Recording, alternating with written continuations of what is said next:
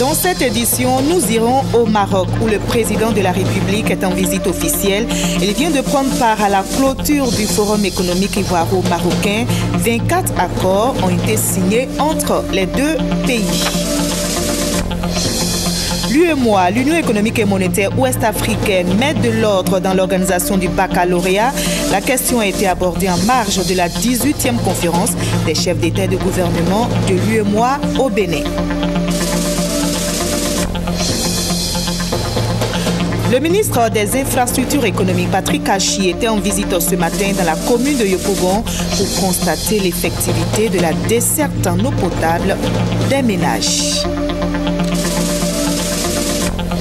Bonsoir à tous et merci de choisir le journal de RTI 1 pour vous informer. Nous partons tout de suite au Maroc où le président de la République, en visite officielle, a pris part à la clôture du Forum économique ivoiro-marocain.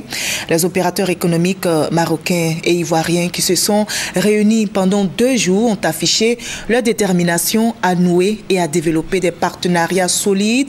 24 accords ont été signés entre les deux pays au thème de ce forum économique, nous explique notre envoyé spécial au Maroc, Jérôme Kofi Abolin. Pour une dynamique de coémergence en marche, c'est sous ce vocable que s'est tenu pendant 2 jours à Marrakech le Forum économique ivoiro-marocain. Cette rencontre, organisée dans le cadre de la visite officielle du président de la République, Alassane Ouattara, au Maroc, s'est donnée pour objectif de contribuer à l'amélioration du climat d'affaires entre les deux pays. La fin des travaux menés par des opérateurs économiques ivoiriens et marocains a été coprésidée par le roi Mohamed VI et le président Alassane Ouattara. À l'occasion de cette cérémonie de clôture, la présidente de la Confédération générale des entreprises du Maroc a indiqué que c'est ensemble, parlant des deux parties ivoiriennes et marocaines, que les peuples respectifs pourraient mieux faire face aux nombreux défis. À l'heure où toutes les régions du monde s'organisent en espace intégré, notre continent doit continuer d'agir et de s'inscrire dans cette tendance. Comme le dit le proverbe africain, le fleuve prend des détours quand il ne trouve personne pour lui montrer son chemin. Majesté, Monsieur le Président, votre engagement pour l'Afrique nous indique la voie, celle de l'espoir et du progrès. Et nous sommes décidés, Marocains et Ivoiriens, à relever les défis ensemble. Même son de cloche pour le président de la Confédération générale des entreprises de Côte d'Ivoire. Jean Kakou Diagou a souhaité pour le succès de la coopération voulue par les deux pays un partenariat équilibré. Si nous souhaitons que cette coopération gagne en efficacité et en crédibilité aux yeux de nos peuples, il faudrait que nous le pensions sous forme de partenariat équilibré gagnant-gagnant sur le plan capitalistique et aussi sur le plan de l'utilisation des ressources humaines. Nous pensons donc que des actions en faveur de mécanismes d'incitation pour les investisseurs soient prises pour permettre un rééquilibrage de la situation actuelle entre les secteurs d'affaires marocains et ivoiriens. Dans son discours de fin de travaux, le président de la République, Alassane Ouattara, a réaffirmé la détermination les caractérisant, lui et le roi du Maroc, pour une coopération bilatérale prometteuse. Les liens d'amitié et de confiance que nous avons su tisser ont donné une dimension particulière à un partenariat fécond entre nos deux pays dans tous les domaines. Cette vision, c'est d'aller le plus loin possible dans la coopération entre nos deux peuples qui s'apprécient et défendent les mêmes valeurs de solidarité et de fraternité. Le présent forum se tient à une période charnière du développement des relations entre le Royaume du Maroc et la République de Côte d'Ivoire. En effet, Sa Majesté le roi Mohamed VI et moi-même sommes déterminés à réaliser l'essor de nos pays respectifs et à renforcer davantage les liens de fraternité, d'amitié et de solidarité entre nos deux peuples. L'issue des travaux du forum a été marquée par la signature de 24 conventions dont l'une intitulée « Mémorandum d'entente pour le renforcement du partenariat économique et favorisant l'émergence d'acteurs économiques régionaux ». S'agissant de la visite officielle du président de la République de Côte d'Ivoire au Maroc, elle a été l'objet d'un communiqué conjoint co-signé par les ministres des Affaires étrangères des deux pays. Le Premier ministre est aussi en mission à l'étranger. Il est à Davos, en Suisse, depuis hier. Daniel Kablan-Duncan participe au Forum économique mondial au nom du président de la République. Et ce matin, il a pris part à une rencontre portant sur les stratégies de compétition dans un nouvel ordre mondial. Les explications avec notre envoyé spécial, Alexis Ouedraogo. Le Forum économique mondial s'est ouvert cette année avec en toile de fond des conflits et attentats qui se multiplient sur le globe, une conjoncture économique morose et une forte croissance des inégalités. Il s'agit donc pour les participants de cette 45e édition de prendre conscience de ce nouveau contexte en vue de reconsidérer les efforts et faire des progrès pour relever les nouveaux challenges qui requièrent une forte coopération publique-privée. Le chef du gouvernement a d'ailleurs ce matin pris part à un atelier portant sur les stratégie de compétition dans un nouveau contexte mondial. Après la guerre froide qui a eu lieu, il y a de nouveaux conflits qui se lèvent, notamment donc au niveau de l'Europe avec la question de l'Ukraine, au niveau du Moyen-Orient avec le conflit, disons que israélo-palestinien, et bien sûr en Afrique avec le problème du terrorisme et tout ça. Et quelles sont donc les solutions qu'on peut trouver? Il faut effectivement avoir des États plus forts, une intégration régionale plus importante, et disons que faire en sorte que la croissance soit élevée, de manière à pouvoir faire face, disons que, aux demandes de la population, et faire en sorte qu'il n'y ait pas, disons, cette fuite des Africains vers l'Europe ou les autres pays du monde. Autre sujet évoqué, la résolution de crises géopolitiques, les répercussions du changement climatique, la lutte contre les pandémies telles qu'Ebola, le futur de l'énergie. La réunion, qui sert aussi de creuset pour la rencontre d'investisseurs, a vu le Premier ministre accorder une audience à Jim Coles de Citigroup. Le groupe entend renforcer la coopération avec la Côte d'Ivoire et soutenir sa croissance économique. Daniel Kablan-Duncan a aussi reçu M. Indula d'une importante multinationale indienne.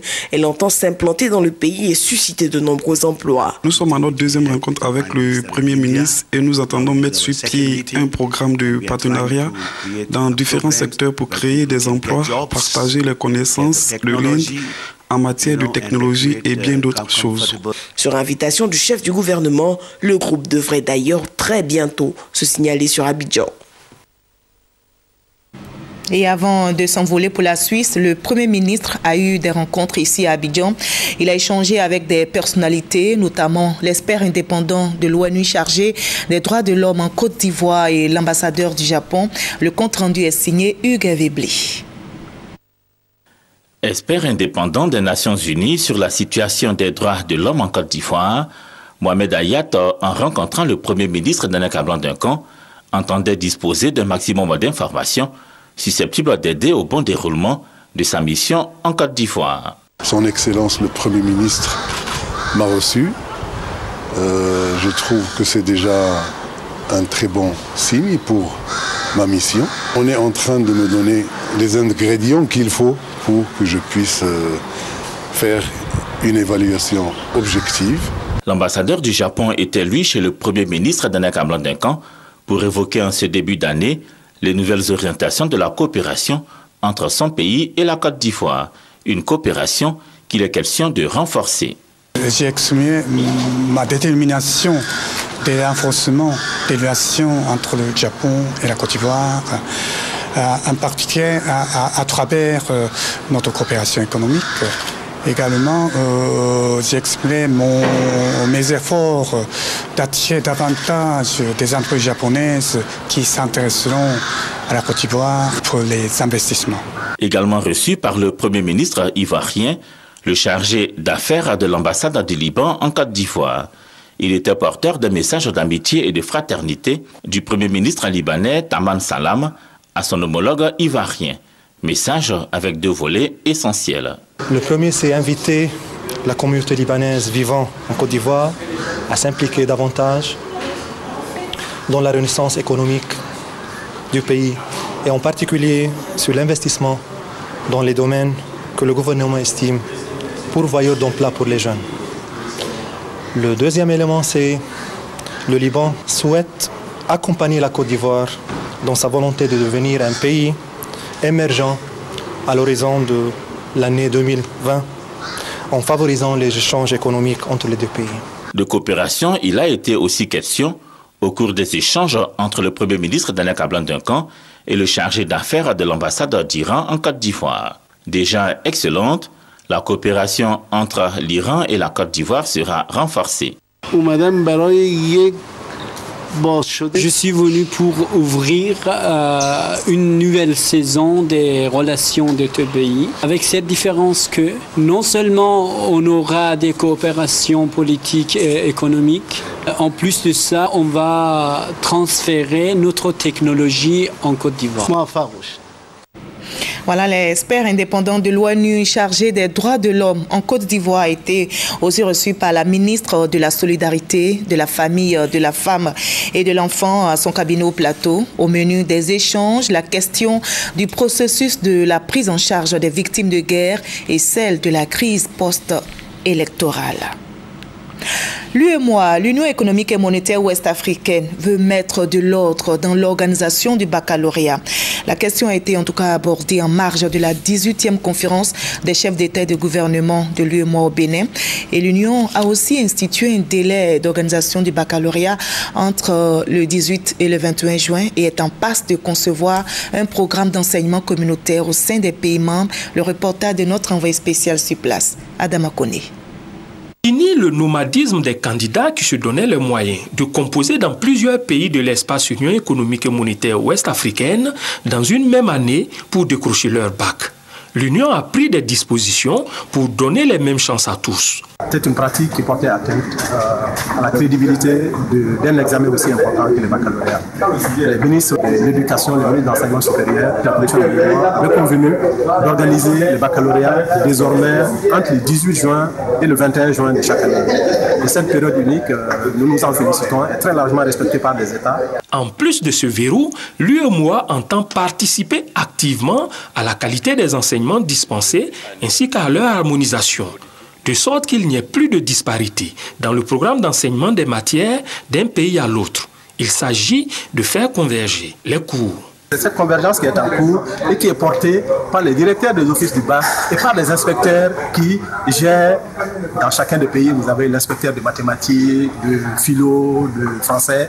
Et eux, ils travaillent à regarder dans quelle mesure, si vous êtes en série A au Sénégal, quels sont les éléments du programme, en quoi c'est différent de ce qui est enseigné en Côte d'Ivoire. Il faut travailler à faire converger d'abord les programmes. Le baccalauréat est une étape charnière dans la formation des jeunes. Si nous travaillons à l'harmonisation de nos systèmes d'enseignement, il faut travailler à ce qu'on puisse harmoniser le baccalauréat. C'est ce qui permet d'avoir une base commune pour les enfants lorsqu'ils arrivent à l'université. La commission de l'UEMOA a déjà lancé un projet pilote dont les résultats serviront de base de directives à appliquer dans les 8 pays de l'Union. Loin de Cotonou, ici à Abidjan, la question de l'eau pour tous préoccupe le gouvernement. Il en a fait en tout cas sa priorité. En décembre dernier, le chef de l'État a mis en marche la station de traitement d'eau de Niangon dans la commune de Yopougon. Le ministre des Infrastructures et Économie, Patrick Haché, était en visite ce matin même sur le terrain pour constater l'effectivité de la desserte en eau potable des ménages, comme nous l'explique Hamza Diaby. Tous les portables sont sur réveil à 4 h du matin. On va payer de l'eau. Ce bidon, liquide coûte 50, chargement coûte 100 francs. On a vraiment souffert.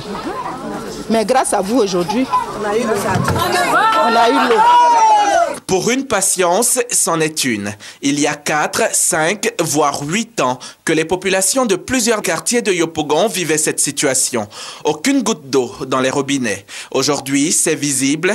On a de l'eau pour la première fois depuis toutes ces années. Et c'est un soulagement. Nous voulons dire merci au gouvernement de Côte d'Ivoire.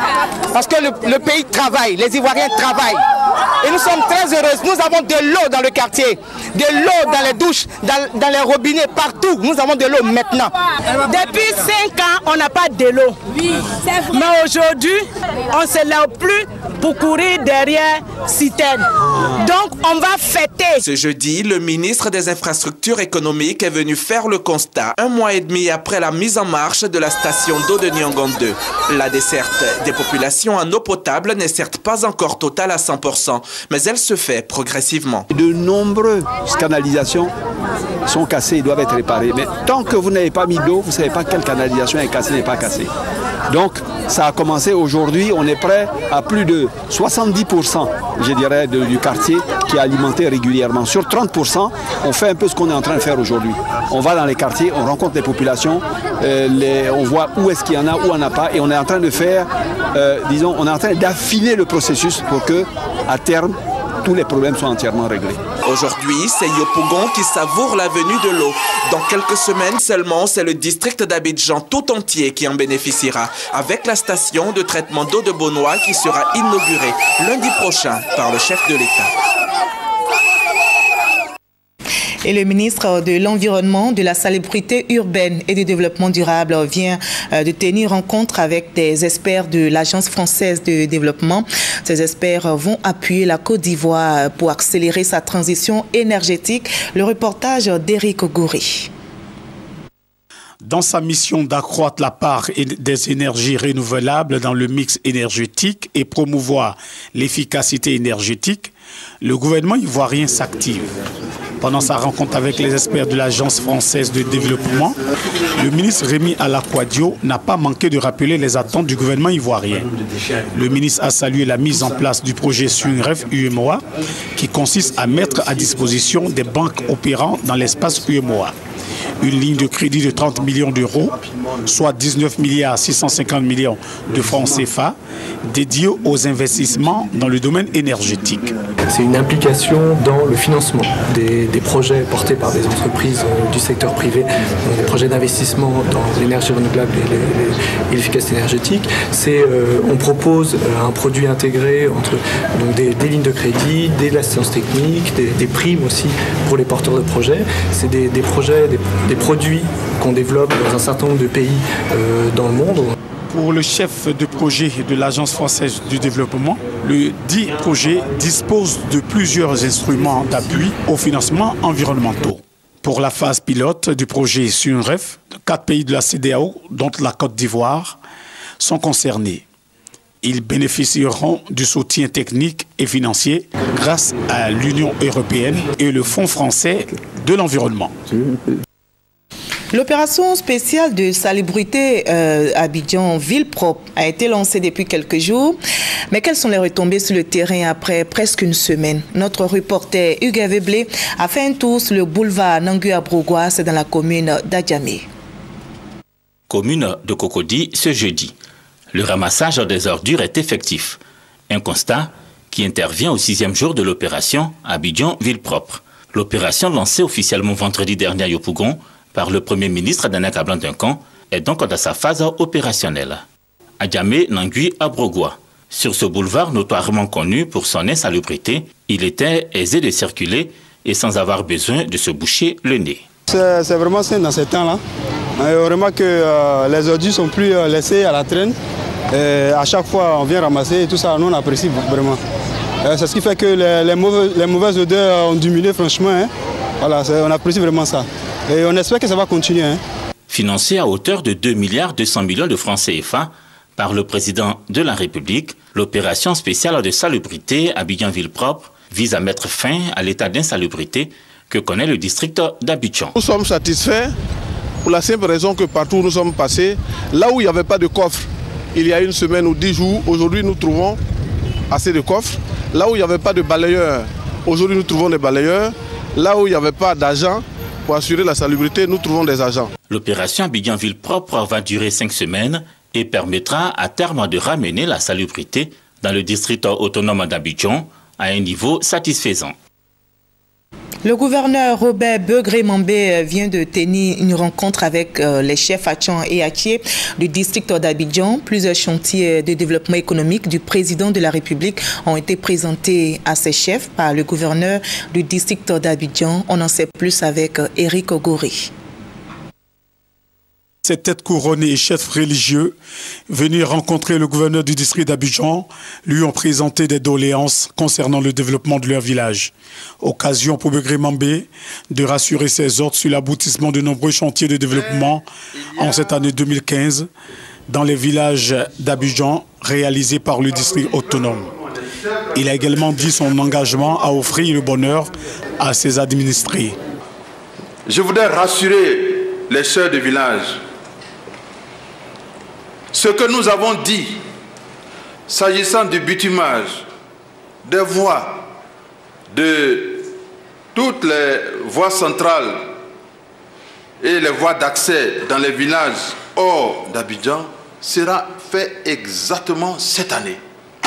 S'agissant de mes frères d'Abidjan, on a fait un programme spécial et là aussi, cette année, tout sera fait pour que le maximum soit fait dans les villages d'Abidjan et que vous voyez que ce que nous disons, nous le faisons avec le soutien du chef de l'État. Par ailleurs, le gouverneur Robert Begré Mambé a invité les chefs traditionnels et guides religieux à jouer aussi un rôle en amont et en aval pour maintenir la stabilité dans les villages en vue de la réalisation des projets. Le gouverneur a reçu des dons de la part des têtes couronnées des villages Atchan et Ati, mais également des guides religieux.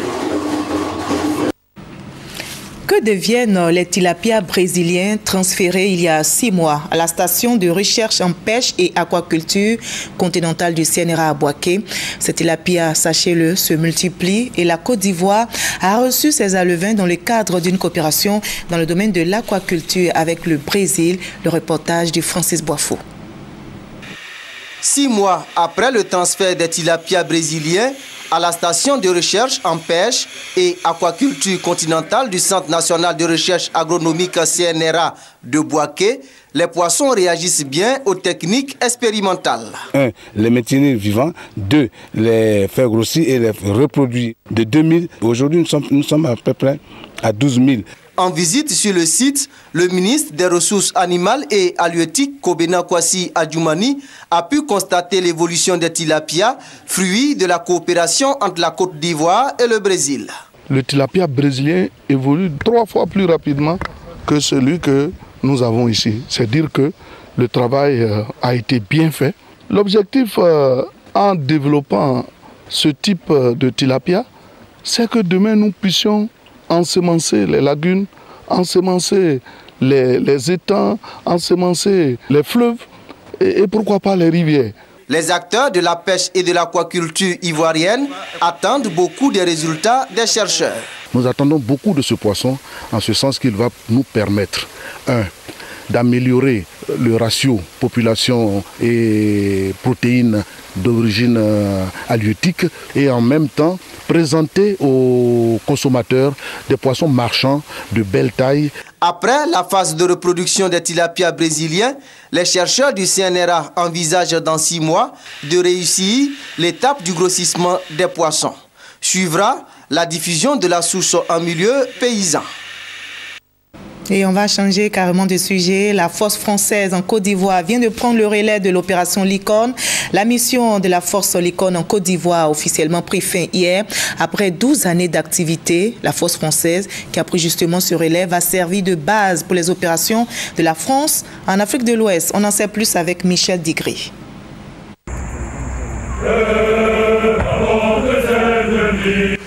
De 2002 à 2014, 85 000 soldats français de la force Licorne ont foulé le sol ivoirien. L'objectif premier, assurer la sécurité des ressortissants français au lendemain d'une tentative de coup d'État. La mission s'est ensuite étendue au contrôle du cessez-le-feu résultant des accords de Marcoussis et à un appui des troupes onusiennes en Côte d'Ivoire. 27 soldats français y ont laissé leur vie. Nous ne les oublions pas. Ils sont morts pour la France et pour la Côte d'Ivoire. Tout au long de ces années, notre dispositif s'est continuellement adapté à l'évolution de la situation. Nos armées françaises ont apporté un soutien déterminant au processus de réconciliation nationale. et à la paix dans ce grand pays de l'Afrique de l'Ouest. C'est notre honneur. La situation est désormais normalisée. C'est notre fierté. Aujourd'hui, la force Licorne laisse la place aux forces françaises en République de Côte d'Ivoire. Changement des insignes des soldats pour marquer le passage de la force Licorne aux forces françaises en Côte d'Ivoire. L'objectif des forces françaises en Côte d'Ivoire, c'est de disposer d'un réservoir de force et d'aider aux opérations françaises qui sont menées en Afrique. Donc c'est plus une force qui est sur la Côte d'Ivoire, mais c'est une force au bénéfice des opérations militaires françaises dans la sous-région. Ainsi s'ouvre une nouvelle page de la coopération militaire entre les deux pays. La force Licorne a eu un rôle essentiel, déterminant et efficace en Côte d'Ivoire. Et le gouvernement a tenu, à travers notre présence, à exprimer notre gratitude, notre reconnaissance à tous ces soldats qui sont venus loin de leur patrie, apporter leur contribution à la paix en Côte d'Ivoire. Voilà le sens de notre présence. Et ensuite, ça a été une très belle cérémonie. Souhaitons donc la bienvenue aux forces françaises en Côte d'Ivoire, qui elles aussi auront une mission de coopération efficace avec nos forces dans le cadre de la réforme du secteur de sécurité en Côte d'Ivoire.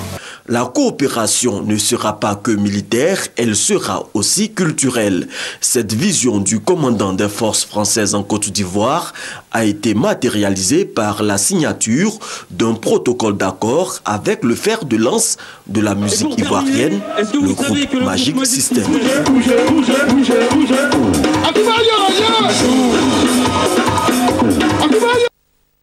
Voilà, les hommes en tenue ne savent pas que danser, ils savent aussi faire le sport. Et justement, ils ont rangé leurs treillis et rangeuses au profit de paires de baskets et de tenues de sport.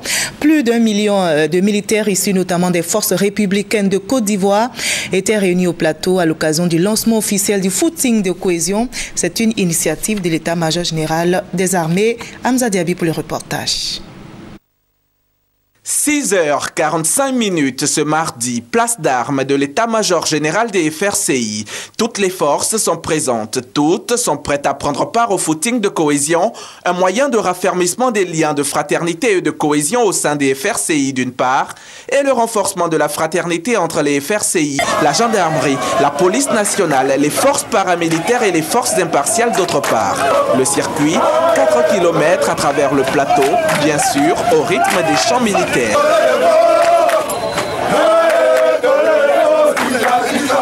Il n'y a pas eu que le footing ce mardi. D'autres compétitions sportives ont été enregistrées, notamment le volleyball et le football. Ce sera ainsi pendant 5 jours. Il s'agit d'abord de montrer la cohésion qui a existé entre toutes ces forces durant l'année écoulée, l'année passée, 2014.